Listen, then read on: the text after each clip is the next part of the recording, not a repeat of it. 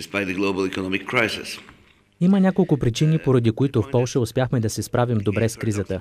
Полските финансови институции не се насочиха към рискови финансови продукти, както в Съединените щати.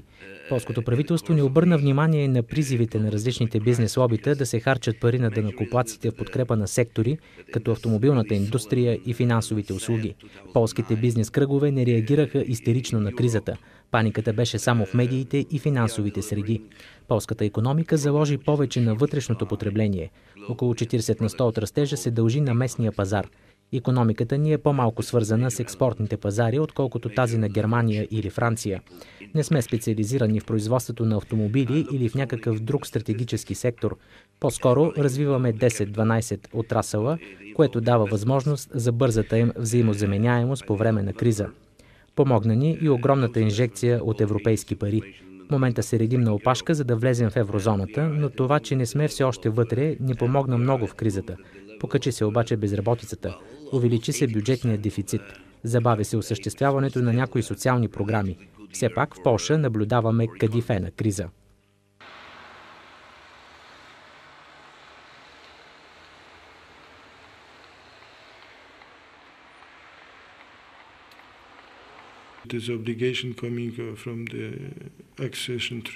Ние сме страни в преход, не особено богати, така че упражнението да поддържаш финансова стабилност по време на бурни икономически времена е много амбициозно. Не само задължение според договора за присъединяване на Полша към Европейския съюз, но и от полза за полския бизнес е да се елиминира риска от валутния курс. Полша избягна кризата, защото не е в еврозоната. Фактът, че полската злота беше девалвирана с 1/4 спрямо щатския долар и с 1/3 спрямо еврото, донесе голяма полза за износа. Полша стана единствената страна от Европейския съюз, която избягна рецесията и заради влязлото в сила от 1 януари 2009 година намаление на данък общ доход от 40 на 30%. Това ни позволи да поддържаме високо равнище на вътрешно потребление. Това, от което имаме нужда сега, е да поддържаме индустрията в нашата икономика и да не я поделяме с компаниите от Източна Азия. Трябва да дадем шанс и на нашите региони да се развиват чрез кохезионната политика на Европейския съюз. Много важен източник на сравнително предимство ще бъде и готовността ни да трансформираме нашето стопанство в зелена икономика. Средната работна заплата в Полша е 900 евро или над 3 пъти по-висока от българската. До голяма степен това е заслуга на бащата на полската шокова терапия, професор Лешек Балцерович. Размишлявайки върху сегашната глобална икономическа криза и последиците от нея за страни като Полша и България, той прави един важен извод.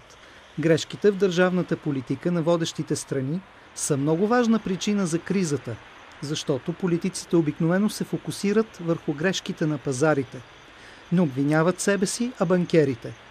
Позицията на Балцерович е, че грешките в финансовия сектор са толкова по-големи, колкото по-големи са грешките в държавната политика. В Полша проблем номер 1, който трябва да бъде преодолян, е състоянието на публичните финанси. Разходите се увеличават, а разрешаването на този проблем изисква извънредни данъци и мерки за намаляване на бюджетния дефицит. Обществените разходи в страната нарастват и трябва да се помисли за по-висока възрастова граница за пенсиониране. За щастие хората вече живеят по-дълго, но се пенсионират по-рано. Следователно, главните мерки ще са свързани с увеличаване на пенсионната възраст. Необходима е и по-предпазлива монетарна политика в бъдеще. Такава, която взима под внимание развитието на цените на имотите, както и на финансовите активи. В някои държави, като Съединените щати, Великобритания и Полша, вече намаля интересът към ипотеките. И в Полша имаше кредитен бум, но не така голям, както в Украйна, например. След 2007 година кредитирането се увеличаваше, но кризата спря ускорението. Монетарната ни политика през 2007 година беше доста консервативна. Разбира се, нашата ситуация е доста по-различна от тази в България, защото вие имате валутен борд и наблюдението и контролът върху банките трябва да са по-строги. Банковият надзор в Полша беше доста строг, наблюдавахме растеж на жилищните кредити в чужда валута и стигнахме до извода, че е прекалено бърз и трябва да се вземат специални мерки, за да бъде забавен. Полша беше втората страна в света след Мексико, която получи възможността при необходимост да се възползва от така наречената гъвкава кредитна линия на Международния валутен фонд за $20 милиарда, без да е нужно срещу това да изпълнява конкретни ангажименти. Финансовото министерство получи този буфер заради доброто икономическо състояние на страната. Оценка на икономическата ситуация в Полша потърсихме и от колегите от вестник Rzecz Pospolita. Издание с по-скоро консервативен профил, залагащо на либералния прагматизъм и привличащо като своя читателска аудитория преди всичко лидерите на общественото мнение в Полша, като хора на бизнеса, адвокати, лекари.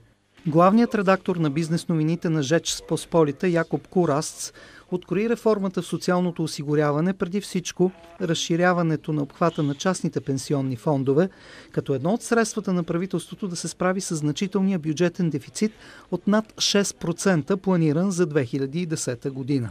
И тази децизия вошла в życie от 1. Правителството полага усилия да подобри ситуацията с високия бюджетен дефицит, но не прави реформи, за да намали бюджетните разходи. Правителството е много уязвимо. Това го принуждава да отделя голямо внимание на своята популярност, за да поддържа високо равнище на обществена подкрепа, вместо да прави реални реформи. Правителството губи от това. Има и два центъра на властта – президент и правителство. Сега президентът налага вето върху голяма част от важните икономически закони. Това е аргумент, който правителството използва, за да не прави реформи с оправданието, че те могат да бъдат блокирани от президента.